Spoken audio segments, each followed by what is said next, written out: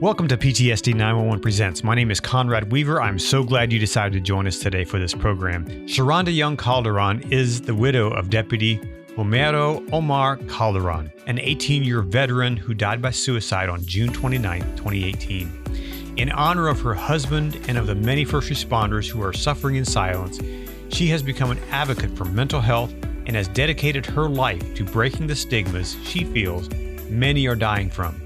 ShaRonda serves on the board of directors for the National Alliance on Mental Illness in North Texas, NAMI, and she is also the program director and board member for Blue H.E.L.P. Please note that the following conversation involves a sensitive topic of suicide. If you or a loved one is suffering from depression and thinking of suicide, please call the national hotline number at 1-800-273-8255. Or if you're in law enforcement and want to speak to someone who's been in law enforcement and understands that life, call 1-800-COP-LINE. That's 1-800-267-5463. And now on to my conversation with ShaRonda Young Calderon. Well, ShaRonda, welcome to the PTSD 911 Presents podcast. Thank you so much for being willing to come on and talk about your story. So tell me a little bit about... Thank you for having me. Absolutely. Tell us a little bit about kind of your backstory. How did you get involved in the first responder world? What was your entrance into that world like?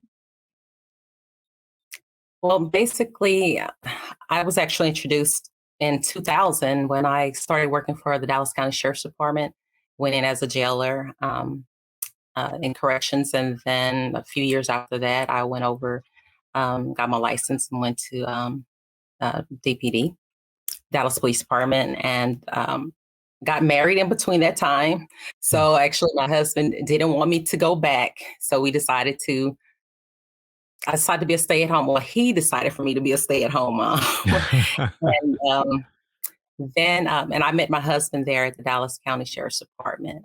His name was Deputy Homero Calderon. We called him Omar. So everyone knows him by Omar. And we met there. And unfortunately, I lost him to post-traumatic stress. He took his life June 29th of 2018. Mm-hmm. What were the situations that led up to that point where he took his own life? I would say for the past 2 years prior to, I noticed a change in him. It was slow, but yet as it grew, it kind of intensified and things happened.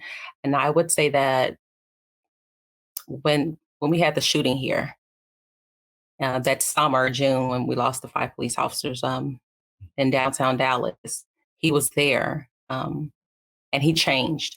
That's when I actually started seeing him change the most. And he never really recovered from it. And he was diagnosed with post-traumatic stress in 2017. Mm-hmm. So yeah, that's a pretty dramatic event that I'm sure impacted, most people in that area, right? And especially if you were in law enforcement, that makes a big difference. What did you experience as in your brief time in law enforcement? Did you experience some of those stressors yourself? No, I was at the jail in corrections most of the time, and that is actually a different beast. People don't realize that it's actually harder there. And my husband, a lot of his trauma started at the jail. The last few days in therapy, the things that he spoke about and the dreams that he was having actually was in 2003 when he was at the jail. So it builds up. So I often tell people there's really not like a certain event. It's just like all those years, everything just built up and not knowing how to process. That was the thing he couldn't process. So for those listening who may not understand the difference, what are some of those different types of stressors from someone who's on the street and in patrol or someone who's working at a jail? You said some of those stressors? What's the difference between the two? How are those stressors different? Oh, yes. Well, when you're in the jail, you're there hands on, and you're actually in a room, you're confined to these inmates, and you don't have a gun, and they don't respect you the most. They will respect the gun, but they do not respect you. So you have to fight more. You have to. It's a different monster. It's a different beast, and the things that you see within the jail or the prisons, they stick with you. And which my husband, that was proof. That was the last thing he talked about. It was an in custody death of an inmate, and he was actually the one that would find all the suicides. He was the one that would prevent the suicides. He would, and it affected him.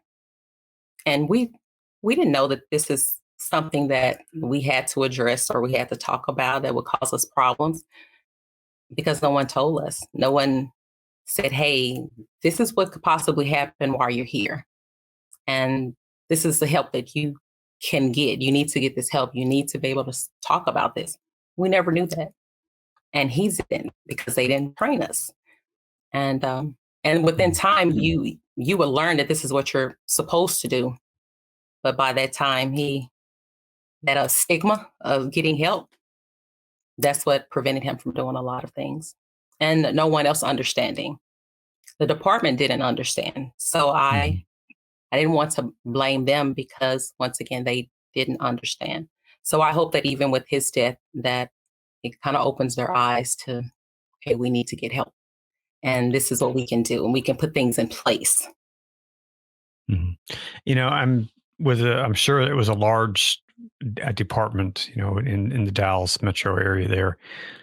It's surprising to me as a civilian that officers and corrections officers don't have the resources or weren't given the resources to deal with the stress that they obviously would have. And I'm sure your husband wasn't the first one to have stress on this job.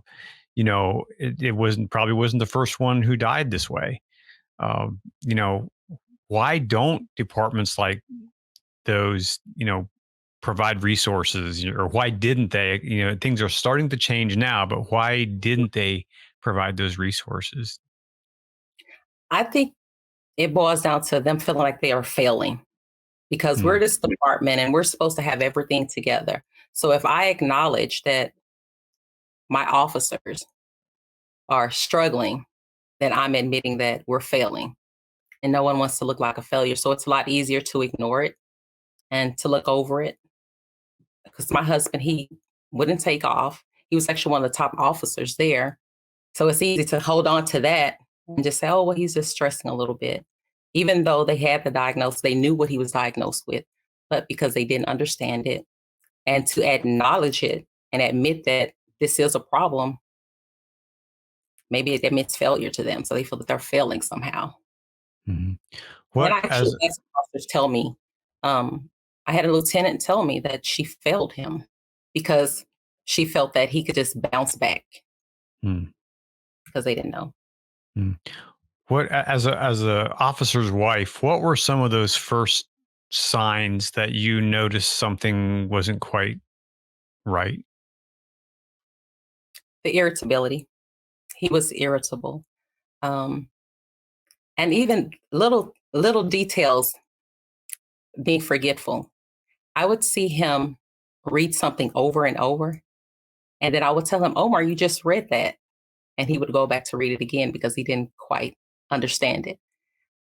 And now that because I was diagnosed with post-traumatic stress myself, and I found myself doing the same thing that he did. Sometimes I have to read a paragraph 2 and 3 times just to understand it. And it's very frustrating. And those are the things he questioned himself about. He said he felt dumb. There were things like that. Sexual. He couldn't. He was having some issues there. I actually thought it was low testosterone, so I forced him to go to the doctor. And I was right. His testosterone levels were extremely low, and he was able to take those shots. And he was a big baby. He did not like to take those shots. He had to take him every Wednesday, and it would take us an hour for us to put a needle into his thigh. Mm. Um, and once the doctor realized that things weren't really changing, that's when they decided they wanted to test him for some other behaviors. And he was diagnosed with bipolar 2 disorder. And that Mm. upset him because he said, I'm not crazy. This is not me. So he actually wanted to get a second opinion. We went to get a second opinion, and they diagnosed him with major depressive disorder. So with him having those two diagnoses, he felt as if they don't know what they're talking about. They just want money. Mm. They just want me to spend my money. And his last diagnosis for it, because he actually attempted to take his life in 2017. And at that time, they tested him while he was in, we had to get him to a hospital. And once they got him in the hospital, they tested him there. And he was diagnosed post-traumatic stress. Then everything Mm. made sense. I was going to say, was that in a way, was that kind of a relief for you to have that diagnosis? It was for me, and it actually was for him. Maybe not the diagnosis for him, but the fact that everyone knew. So Mm. October 2017, he attempted to take his life. So he was actually driving, and the department, they listened to me. So they did a bolo. They put a bolo out on him, and we got my baby home. So he was home. We were able to get him into a hospital, and he received support. At that time, one of the chiefs came to the hospital, and I was actually happy to see that. And my husband said he was relieved because now they knew. And the Mm. support that he was receiving, everyone was telling him, take care of yourself. We'll see you when you get back to work. So they gave him hope because he felt like, okay, I can keep my job and everyone knows, and I can get the help that I needed. But Mhm. because they didn't understand it, that quickly changed. And he was forced to go back to work because once again, we're looking at that is actually part of that stigma. Mm. So he was pretty much rushed back to work. And that's when, you know, almost 9 months later, that's when he took his life. But Mhm. those are some of the. So when you say he was kind of forced back, it was really, he wasn't quite ready yet. Was that on his own terms that he wasn't really ready yet to go back, and but they were saying you have to go back, or what, or you lose your job, or? Yes, actually, he was told that I brought him home on a Monday, and I received a call from his lieutenant and said that he needs to go and get a fit for duty. I said, I just brought him home. He can't do a psych test right now. 'Cause literally, we haven't even found him a practitioner outside. We need to get him a psychiatrist out. And his appointment wasn't until next 2 to 3 weeks. But I had to take him, and we were there all day. They cleared him to go back to work. And I begged them because I knew that he couldn't go. And he even asked them if he could stay off. So they let him stay off another week or two. And they told him, you have to come back or you'll lose your job. We're short. Mhm. You were just stressed out. You were just having some family problems. You can just get over this. We all deal with this. We've all been stressed out before. Just come on back. And came back, and he struggled while he was there. Now, mind you, when he was there, my husband at work, you wouldn't know that he was going through anything because he got tunnel vision, and actually that was his safe space.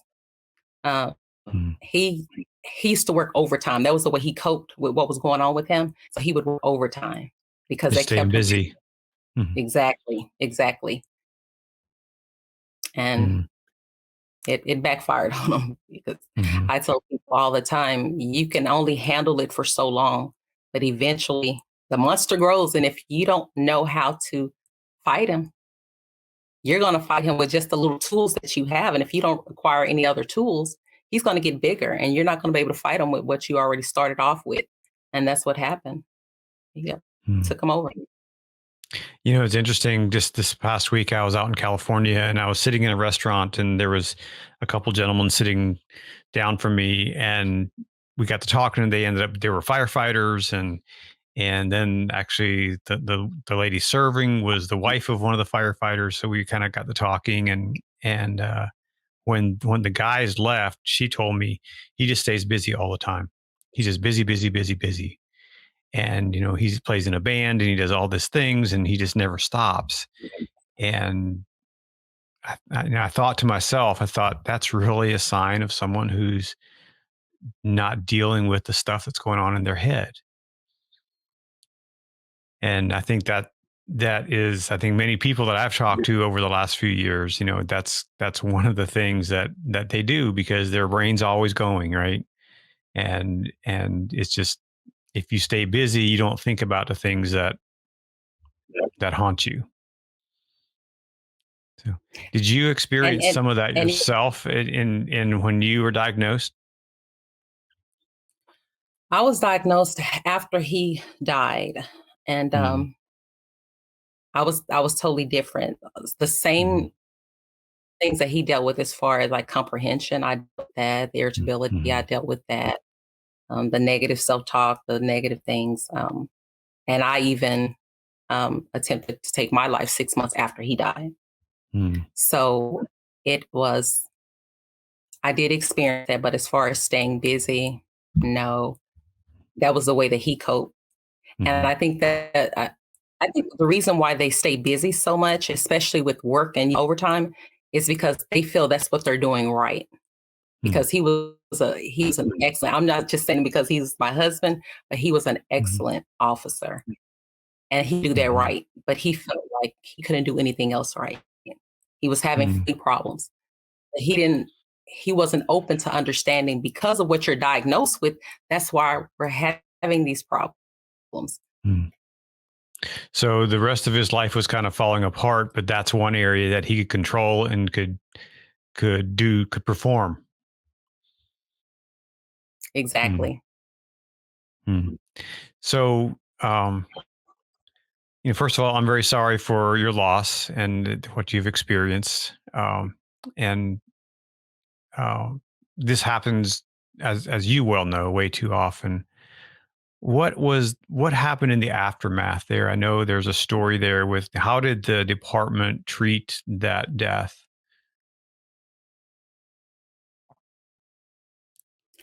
Well, unfortunately, um, that's a little bit of the story how it all happened. He he was supposed to come home Tuesday. I heard him in the garage, but he didn't come into the house like normal. I go out to the garage. He's not there. I see his service weapons are missing. I immediately start calling him, and that's when my son noticed that his phone was on the shelf. He's like, he's here. His phone is here. So I called the department to ask them, to let them know that he's going to do it this time. I need your help looking for Mm, him. They they told me to contact our local police department, and the local police department came out, said I would need to do a missing persons report, but I would have to wait 24 hours. mm, Um, so we wait the 24 hours. They told me they put a blowout on him. I felt like they didn't, which in fact they mm, didn't. It was dispatched, and an hour later it was canceled. mm, But they told the officers not to tell me this. mm, And a couple of days go by. I get a call. I get a knock on the door Friday, and the chaplain and I believe it was the chief and everyone was there, and they told me they found him in the parking lot, and he was gone. And he actually sat there for two because they found him on the third day. So he sat there in the wow. parking lot the whole time, Mm. um, right there and within the parking lot of the department. Oh, Um, wow. after after we found out that he's gone, the the sh- they were told not to come to the funeral. They couldn't wear their uniforms. Mm, Um, and if they did, they would be written up. But I'm actually proud of the department because it's like the officers, because they were told they couldn't show up and they mm, showed up anyway. And they were willing to help out. Uh, my husband was supposed to receive his on duty honors, off duty honors, just as if he worked as a custodian. There is just some honors that you would just receive because you've been with the department, but they said he couldn't have those. The mm, sheriff said because in the manner in which he died, she didn't want to glamorize or condone suicide. So she felt they would have given him anything. They were condoning and glamorizing suicide. Um, so the sheriff, she showed up. She actually came to the funeral after I was told that she wasn't, she didn't want to come because we had the media there. And she spoke negatively about Mm. him, suicide at the funeral. Mm. And it was hard because now you have a family that's trying to process losing him. And now I'm trying to process, how do I live? And we're already, the unique thing about suicide is that pain transfers over to the family. Mm. So we have this guilt, we have this thing because we felt like we could have done more. And because I knew my husband's struggle, I told him that if he fell, I would never let him hit the ground. That's what I used to tell him. And I felt like I turned away and he hit the ground. So I had so much guilt. And there was just zero support when it came to after that death, and supporting the family, and just a simple phone call to ask how I was doing. There was zero support. I had a few people that would Mm. call. Even then, the stigma is it was so strong that they would do it in secrecy Mm. because they didn't want anyone to know that I'm calling and checking on you. So it was Wow. one of the stigma. It was just understanding how it works and how post-traumatic stress, how it works. And I hope that they understand it and get it now, because he wasn't the only one that was struggling. And I knew that he wasn't. There were officers that used to talk to him and he would talk them off the ledge. Actually, Mm. the day before, that Monday before he left, he was talking to another officer. So I had so much fear for them. I had so much fear for them. Mm. But unfortunately, that's what happened. Mm-hmm. And I believe you told me a few weeks ago when we met in person, you said that, or actually someone told me that your insurance benefits were cut the day after he passed. Yes. A couple of days after the funeral, my little boy, and I get choked up about it all the time, so Mm. forgive me. My little boy, he was 11 at the time. He came into the bedroom and he told me, he said, "Mom, I found a way that I can hug my dad again." Mm. And he said, "But I don't want to tell you." So, I'm panicking, and I, I encourage him to tell me, and make it, that's okay to tell me. He said, "If I kill myself." Mm. And he had like the look on his face. So he had like this epiphany. I can do this. And he was happy. He actually had joy in his eyes. So Mm. it terrified me.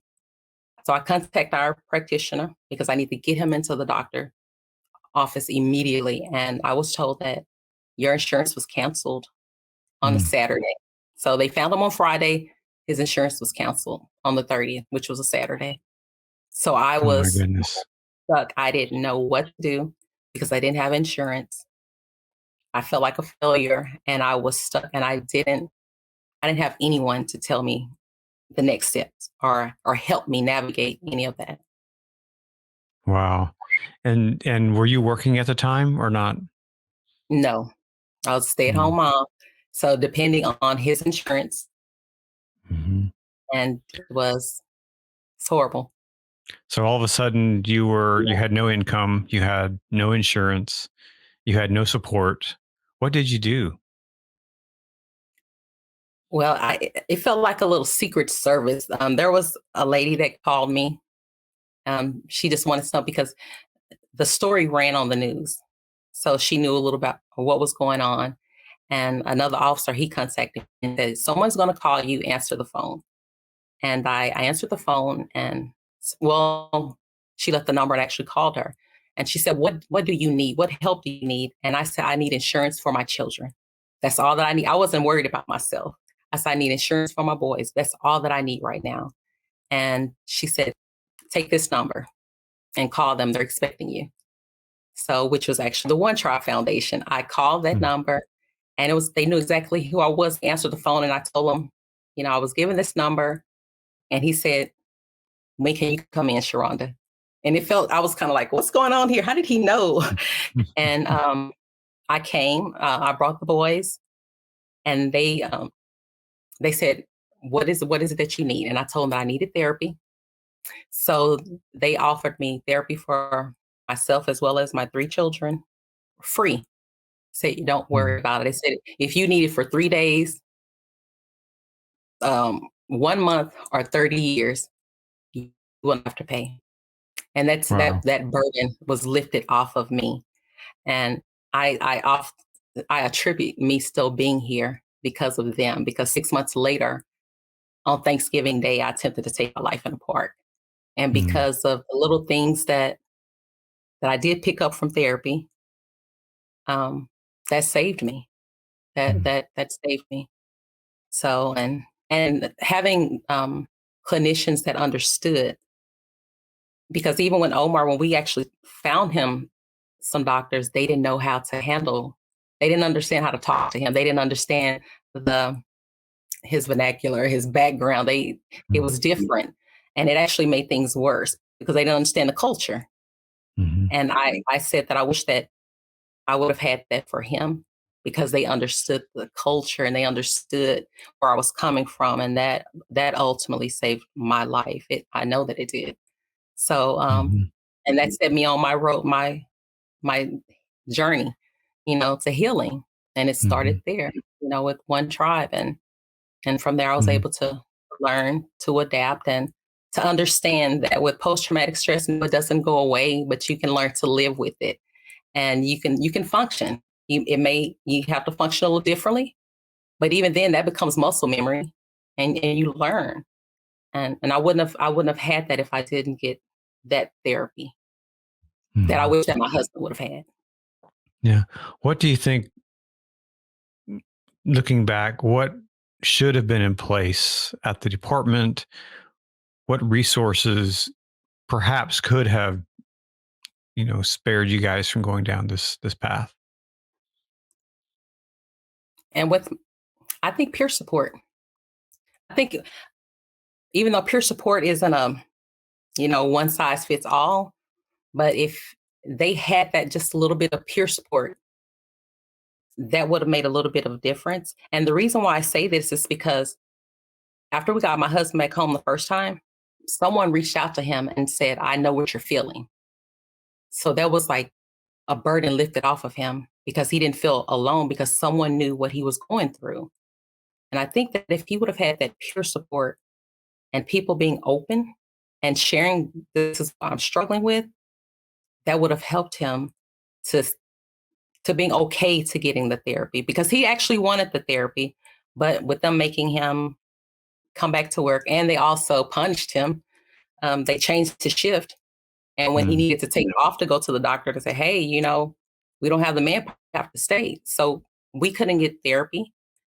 And they told him, you can't take any medications because that'll take your gun away from you. So he didn't have any Mm. medication. So he was basically a walking, ticking time bomb. And he eventually exploded. But Mm. if they would, that is the one thing, if they would have peer support in place, if they would have, and it's difficult, to have things, but if you would have open discussions, I often say that a poster on the wall makes a difference. When you see Mm. something talking about post traumatic stress, and if you can just normalize that just a little bit, that makes a big difference for someone that's struggling. But with peer support for my husband would have worked because that conversation was open. Um, having Even having classes. If we have classes and not just the 8-hour class that you take in the beginning of the academy, but Mhm. if you would have those classes available pretty often to educate the officers on the stressors and what these stressors actually can and will do to you, and actually what it's doing to you right now, because you are changing. It's impossible for you to see the trauma and go through the trauma, because trauma changes you. And if they understand that, okay, I'm changed and I can learn to do other things, because most officers, they don't realize that they're actually having problems because they've adapted to it and it's become a part of them for so long. They're not even aware that they're doing anything wrong. They can't see it. But if they're taking those classes, they can recognize themselves and they can see, okay, I do have a problem. I can get help. Maybe I can change things up. But I think if we have more classes, more awareness, peer support, and having that flexibility to be able to take off from work for my mental health if I need to, without feeling that I'm going to lose my job. Because that's the main thing. You don't want your gun taken away from you. And you most definitely don't want to lose your job because you have a family to take care of. And my husband loved being an officer. So to take that from him, the only thing in his mind, the only thing that I can do right, actually put him on the bottom. Mhm. Wow. So just having normalized conversations around wellness and mental health can make a difference. So just having those dialogues, those classes, that peer support, those posters on the wall, just little things like that that aren't necessarily huge budget items, but just normalizing those conversations can really begin to turn the tide for an agency. Exactly. Save Mhm. a life. That's actually how you save a life. Something so small could actually save a life. Wow. Wow. So how did this tragedy, what has come out of that for you? Um, it has actually given me beauty for my ashes. It's actually set me on this. There's pain, there's purpose in my pain now. I've become an advocate. I can't see myself doing anything any differently right now. Going back to school to finish my degree so I can be most effective to the first responder community. Um, I'm a board member with NAMI, the National Alliance Mm, on Mental Illness. To be there and to be a part of that, the peer support and the trainer program, which is something that is so near and dear to my heart, because I feel that this is in my husband's, this is his hometown. And if he had this, he would still be here. But now someone else has it and they can mm, stay here and they can have one less family that has to deal with this pain. And to be on the board member, to be a board member and the program director of Blue H.E.L.P. I never thought that I would be here, that it was possible, but it's pain into purpose. So it has set me on the road to even recovery myself. Because the more that I'm active and involved, I'm learning how every day how to um, deal with my own trauma, and to know that it's not a death sentence. My husband felt that it was a death sentence. mm, No one told him that it didn't have to be. And and ironically, when I was diagnosed with it, I went through the same emotions like him. No, they're going to think I'm crazy. Even though I was encouraging him, I was mimicking every single thing that he did, every single thing that he said. I was mimicking it. And mm, but I did have a wonderful support um, therapist, and that whole tribe. I had that support to let me know that no, you can live with it. And meeting other officers and military vets that have gone through it and are dealing with it, and listening to them tell me, hey, this is how I'm coping, and you're going to be okay. This is not a death sentence. So, and I can push that forward to someone else that, hey, this is not a death sentence. This happens. It's human. It happens to us. And you don't have to die from it. You don't have to mm, die. mm. So I know with Blue Help, I've read that you're putting together a camp for children of officers who died by suicide. Yes, we'll have our Mm, second annual. Last year we had Camp April, and Camp April actually, Karen Solomon, she's one of the founders. She met a lady that lost her husband to suicide, and this little lady traveled to where Karen was. They were having a conference because she just needed to be in the room with someone that understood. And mm, Karen met her. She had twins, and her husband took her life shortly after the babies were born. And just like myself, one of the babies got sick, took to the hospital. Your insurance was canceled. mm, Um, so that's why we have camp. Her name is April, and that's where Camp April came from because she was mm, just so strong. That was something that stayed with us. And to have the children together, unless you understand how isolating is to be a survivor of suicide, you'll never understand what it feels like to be in a room with people that get it. I remember when I was looking for grief groups, and I found a grief group, and I didn't belong because my husband died by suicide. Mm. So I find a suicide grief group. I didn't belong because he was a police officer. Mm. You'll be amazed at how people will even judge you, even in grief. Wow. So to have these children together, to where everyone understands, they don't have to explain themselves, and they can actually be normal children because they're walking around, they're feeling so abnormal. Even if they're with a friend that has lost another family member, it's still, hey, it's not suicide, and it's not a police officer. So you have like two marks against you. Mm. But to see these children together and forming relationships, it is the best feeling. So this year we're actually having one, and it's actually going to be in a camp setting. Last year we did it was at a hotel because we had to quickly do it. But because of Motorola, they sponsored us to do it again this year. So we'll bring those children back together in July and just let them have a good time and process their trauma and their healing because they need to heal. Because they're carrying that weight with them, aren't they? They are. It's a struggle and it's a battle. And I watch my own children. They're fighters. They're strong, but I watch them struggle. Mm-hmm. So you're going on to get a degree. What do you hope to do with that? What do you plan on doing with your degree? I'm planning on to be the most effective, to be there, to be a counselor, because I understand. And I know where they're coming from. And I have that compassion because I've been there. And I think that I can do more to help them that way and to help navigate them through that part of life that otherwise feels like you're stuck in and you feel that you're alone. And it's hard to find clinicians that are based, that understand first responder, military. It's very hard to find those things. And I want to be one of those that I can help. That's how I keep Omar alive. That's how I keep his legacy alive. Because of him, I'm able to do this.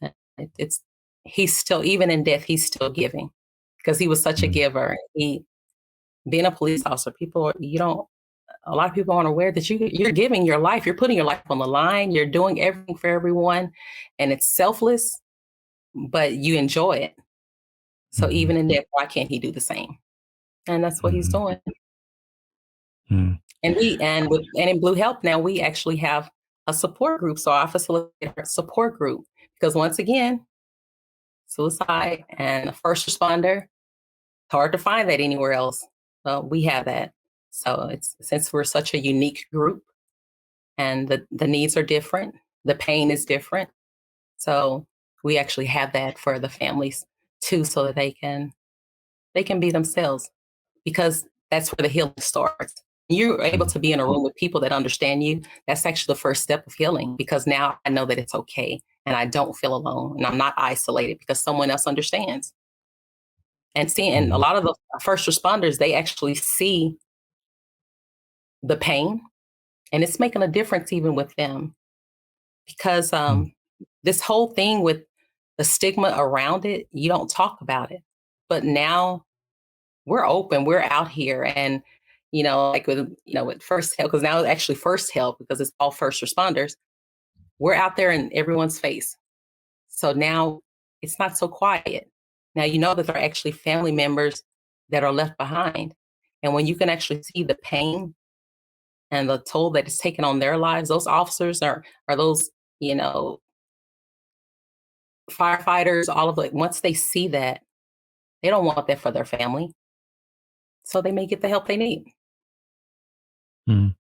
I want you to speak to that law enforcement spouse, wife, husband, first responder spouse who sees their partner struggling and they don't know what to do.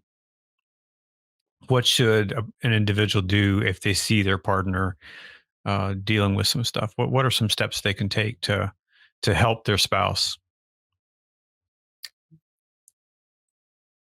The first step that they need to take is to acknowledge that it is actually a problem, because a lot of the times as a spouse, you kind of second guess, is it me or if it's them?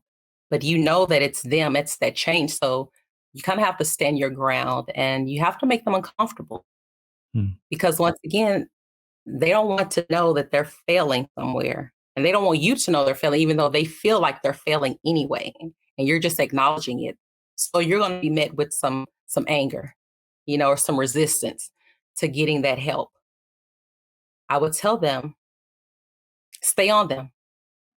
If there is anything, stay on them, because they will thank them later. You may be angry now, but they'll thank them later. And start looking for some resources yourself. Because if you're having that hard time, if you're going through a crisis, it's impossible to look for help. So they need to start building those resources. I tell anyone, period, start building your resources. Find out, what does your department offer? What clinicians that are first responder friendly, that understands. Have those things, because it's not a matter of if, it's just a matter of when. And you have those resources that you can reach out to, because most of the time you're going to be the ones to have to reach out, because they're not going to. And you encourage them to go to the doctor. You may have to force them to do it, but that's what you'll need to do. And for them to understand that them going to the doctor, your department doesn't have to know this. You can still get that help that you need without the department knowing. And if the event that they have to be notified of it, go through your FMLA, your packet, and see what you can do, how much time you can take off. Because you don't necessarily have to tell them what it is that you're dealing with. And a lot of people, they don't know that. So acknowledging that there is a problem and not trying to ignore it, and have patience with them and compassion. Because a lot of the times when they're going through a crisis, you're going through that crisis too. So it's easy to feel like you're the one that they're taking it out on. And it's easy to be overly sensitive. But just understand that they have so much more going on in their minds that it has actually nothing to do with you. And they actually need just you to be, they need that compassion from you. They need that safe space, because right now they don't feel safe, but they need that safe space. My husband thanked me for it the day that he died.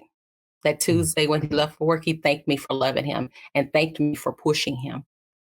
So it's kind of like strange. I felt bad about doing it, because I felt like, hey, I was the one that pushed him over. But I had to remember he thanked me for that. And that's what I would tell them. You find resources, find out what your department has available, or even the local departments, what's around, what's available as far as peer support, what's available as far as the clinicians, and make sure they're first responder friendly, because that makes a difference too. Mm-hmm. What needs to change when it comes to law enforcement or first responder suicide? What needs to change in the culture of the first responder community to recognize these deaths as line of duty? They need to start seeing their officers as human, because post-traumatic stress and any of these emotional, whether you want to call it disorder, injury, those are all human issues. So they need to normalize that's human. If you can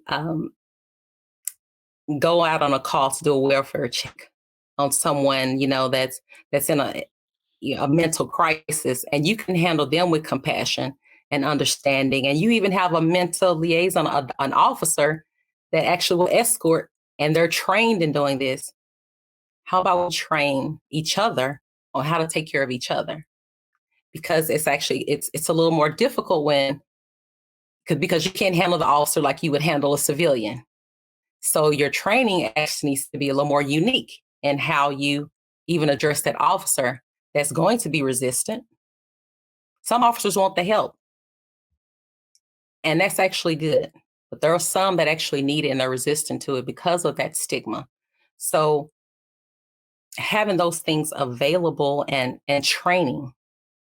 We train how to take care of ourselves physically, how about we train to take care of ourselves mentally and emotionally? And how about we train how to take care of my brother and sister in blue or red? How about we learn how to do that? Because we have to learn how to take care of each other. And that doesn't come naturally. It comes natural for some people, but overall, it doesn't come naturally. So they have to be trained to do that. Mm. Wow, this has been so insightful and helpful for me to better understand this. I know when I was out in the Dallas area, I was talking with Todd Jerry, who you know well, and he told me that I know recently there was another law enforcement suicide, and the two of you were at the funeral together, and it was full honors. What did that What did that do for you to see that? I will tell you that was the best feeling. I felt, even though I had to keep telling myself, don't cry, because it was actually my first funeral of an officer that died by suicide since Omar died. And I thought that I was going to have like some emotional issues, but I was at peace because I knew what the family was going. I knew that their journey was at a good start. I knew that they were taken care of. So I knew it was a possibility that they wouldn't be where I was and they wouldn't lose each other. Because the one thing about this, being a survivor and post-traumatic stress, you think that you have control, but you have no Mm. control unless you learn how to have control. And to see them give him honors, it warmed my heart. I felt happy. I know, and it sounds morbid, but I was happy because he deserved it.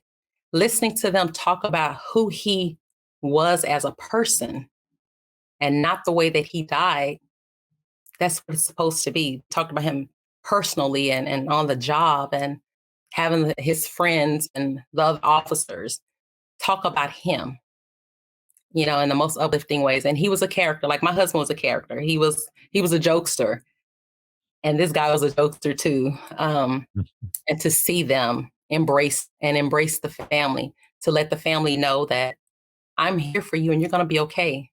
So when I watched that family, I knew they were going to be okay because it already started. Those Mm. moments after the death and how the department surrounds you, because ironically enough, the department is still your connection to your husband. See, that is your connection to him. So you can't really get rid of that because you still need that to hold on to, because you're still processing this just happened. Department was still holding on to them.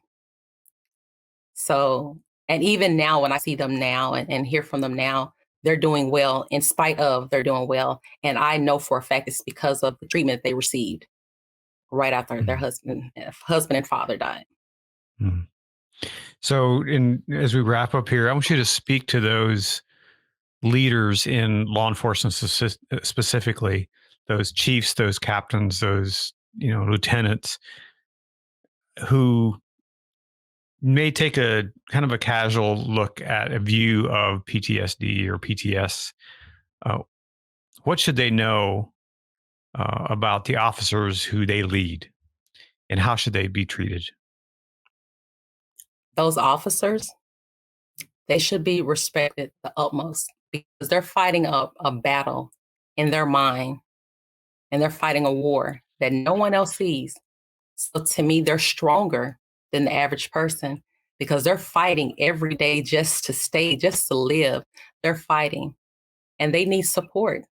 The only thing they need from you is compassion and help so that they can continue to live the life that they're trying to live. And they give their lives every day. And unfortunately, this is the only job that takes away from you.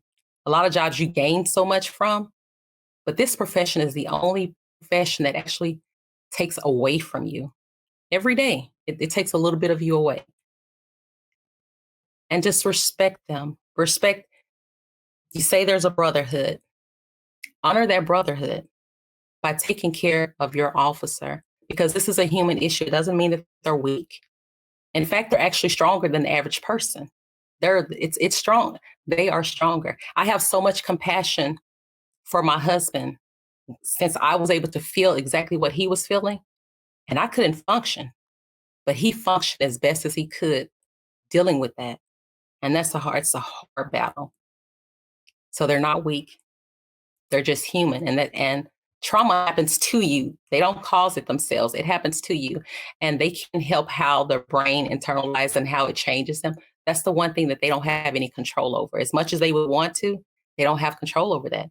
So show them the support that you're supposed to show them. Show them the support that you show the civilians, because it could happen to anyone. It can happen to anyone. There are a lot of teen time bums walking around just because and afraid to get the help. Unfortunately, we have some future officers that will take their lives just because no one has made it available and said that it was okay to not be okay. And this is the help that you need. So normalize being human, normalize those conversations about taking care of yourself, not just physically, mentally as well. They should go together. And I'll guarantee you'll have a lot more officers staying. You have a lot more officers understanding themselves, and especially in the climate that we're in, we have a lot of trauma on top of that. The climate for them is horrible, and they're still here and they're still doing their job. They're still putting their lives on the line every day. And unfortunately, they more than likely will die by their own hands. So just remember that brotherhood that you say is strong and that you support. That support goes across the board, even in situations like this. And if this should happen, because it will, suicide will, honor that officer by supporting that family, because that's family, and we're supposed to be family. And let's not forget that, because once they joined this organization, this force, once they joined, they decided that they were going to put their whole lives on the line. And they actually did, because you're never off as a police officer. You're never off duty. And they decided to do that. They chose to do that. Honor them by helping them stay here. Help them choose to stay here. Wow. Well, ShaRonda, thank you so much for your story, for sharing your story. Thank you for what you're doing now for other first responders and other families. I'm sure it means a lot to those families to hear from someone who's been there and been through that same experience. So thank you for the work you're doing. I really appreciate that. And thanks for being on the program today. Thank you for having me. And I want to thank you for what you're doing. My heart warms every time I see what you're doing, because you have no idea how much you're changing the world too. And I wish that my husband was here and he could see that, and he could see what you're doing, because you're doing a major thing. You're saving lives, and it doesn't get any bigger than that. You're part of that program of saving lives, and I want to thank you for it. Well, it's a privilege and an honor for me to do this, and so I'll do it as long as I possibly can, and we'll keep moving forward. So again, I appreciate you being on the program, and if someone wants to reach out to you, is that something that you're willing to talk to others who may be experiencing some of these things? Absolutely. I'm very much so open and welcoming, and I appreciate it. And it's an honor for me to even be able to help. So ShaRonda at BlueH.org, they can contact me there. And even you can go to our website, and my number's there. So just reach out to any of us. I most definitely, whether it's family member, an officer, yes, please contact me. And I will actually contact you with what within my resources, what can we do? And sometimes if it's just to talk, I'm here. Okay, well, I will put those links in the show notes, and so people can access that if they choose to. So again, thank you so much. I really appreciate it. Thank you. ShaRonda, thank you for sharing your story. And if you're out there listening and you need to speak to someone and you're going through some difficult times, please reach out. The National Suicide Hotline is 1-800-273-8255. Or if you're in law enforcement and want to speak to someone who's also been in law enforcement and can help you, please call 1-800-HOPLINE. That's 1-800-267-5463. Don't go through this alone. There is help available, and there is hope for you and for your family. Hey, thanks so much for watching. Thanks so much for listening to the program today. If you are on YouTube or if you're on Apple Podcasts and you find value in this content, please subscribe so you don't miss an episode. And also, I'd love it if you'd send me a review.